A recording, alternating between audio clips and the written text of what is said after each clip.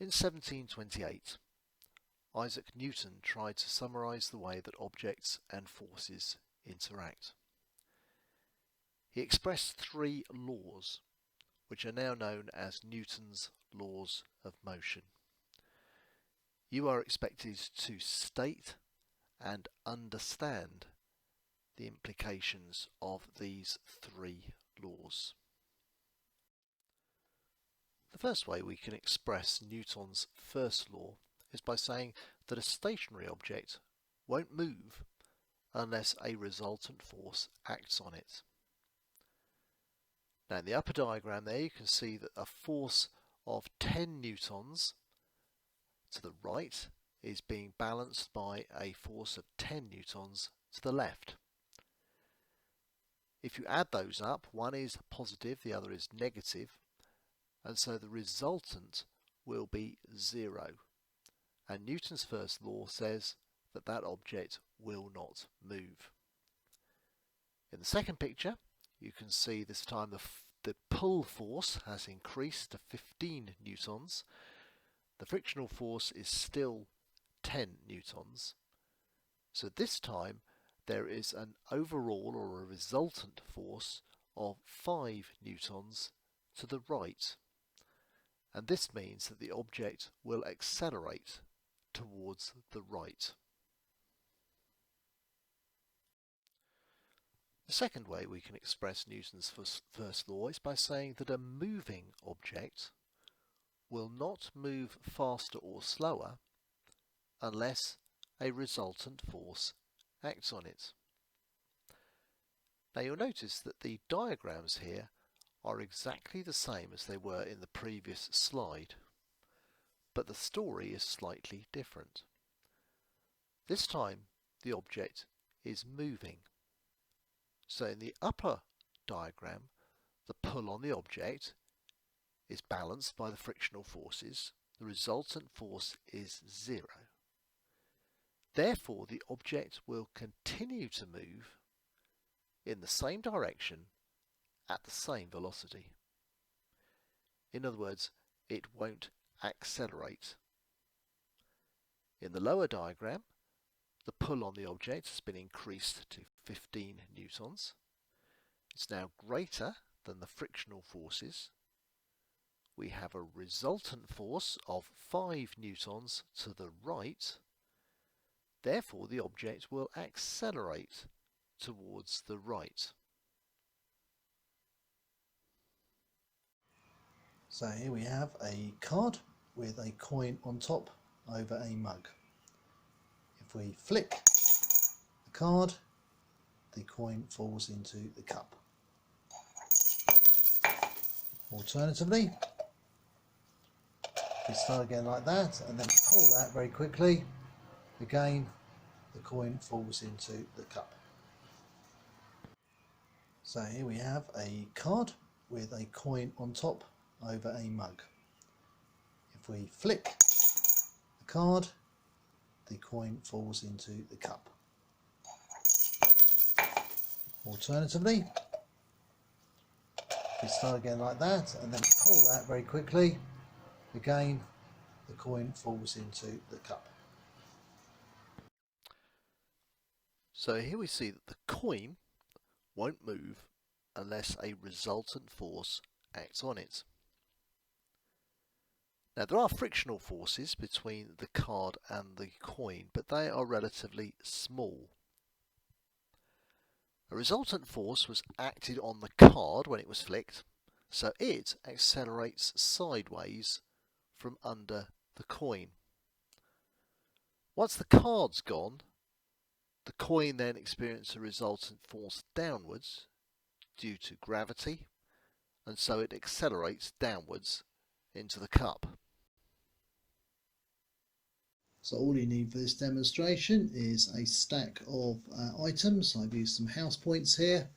Got 5 in the stack there, and then you'll need to have a ruler there.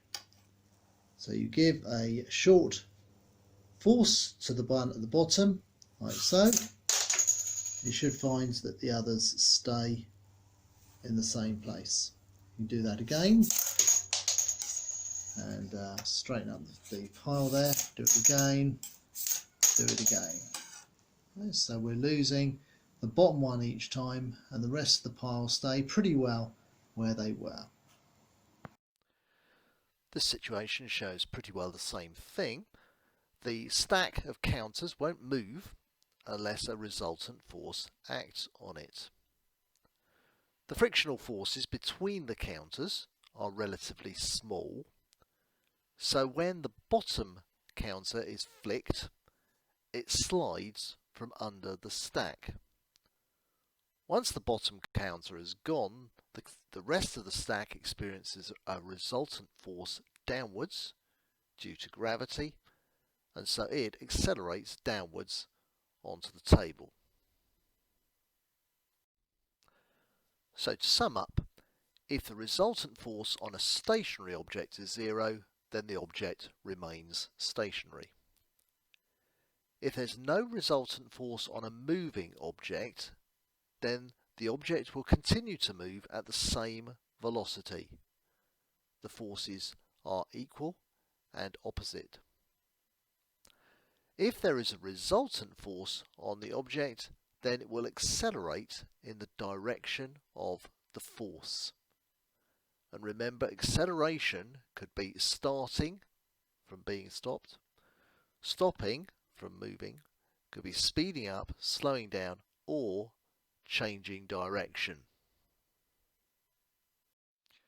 So here is a past exam question based on Newton's first law. You're told a car is being driven along a straight road. The diagrams A, B and C show the horizontal forces acting on the moving car at 3 different points along the road.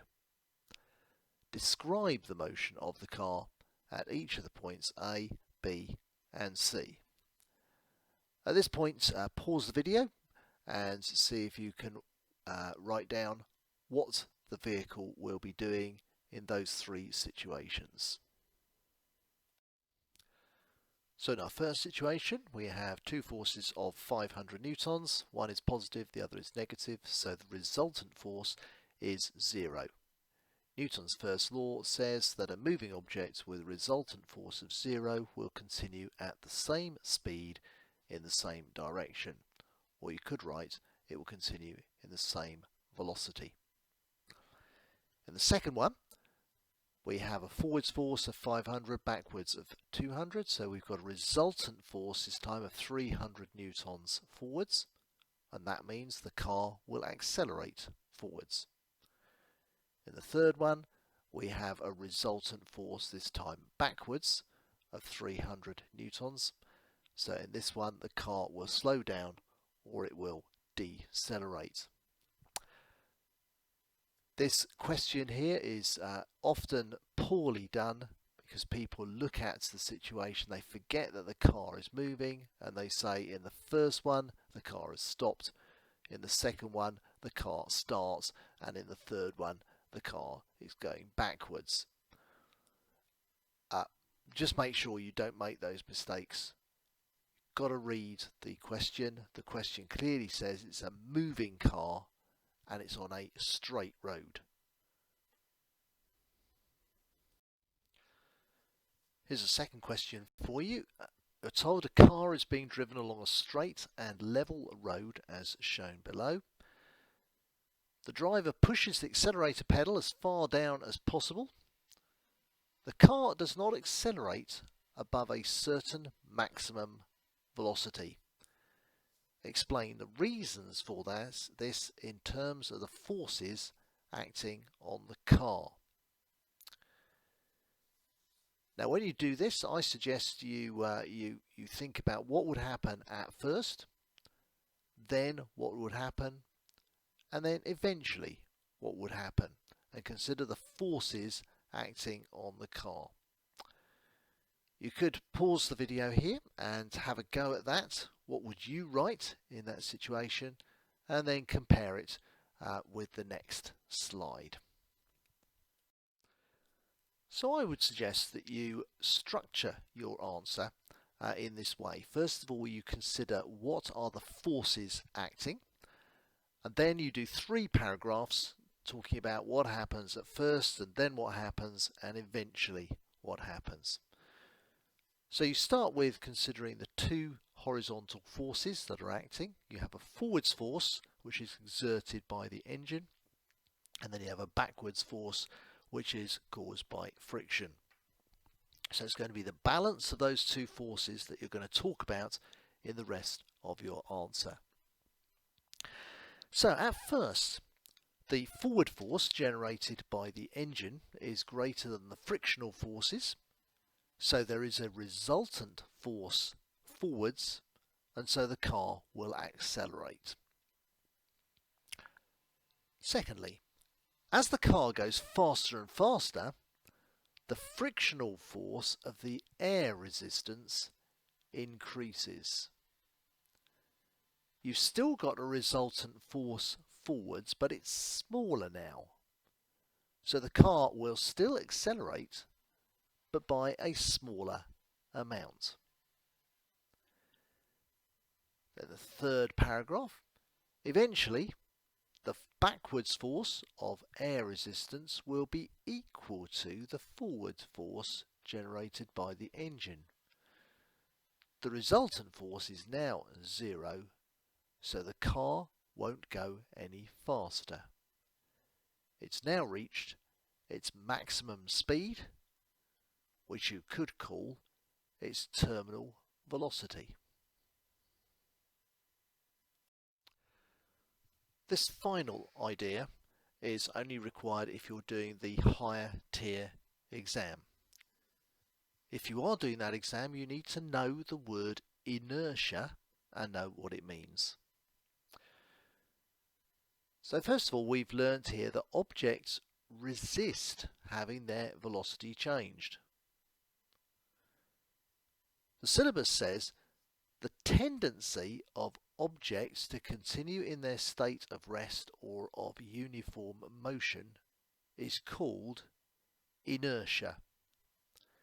So we say the coin has inertia, so it won't change its state of rest unless a resultant force acts on it.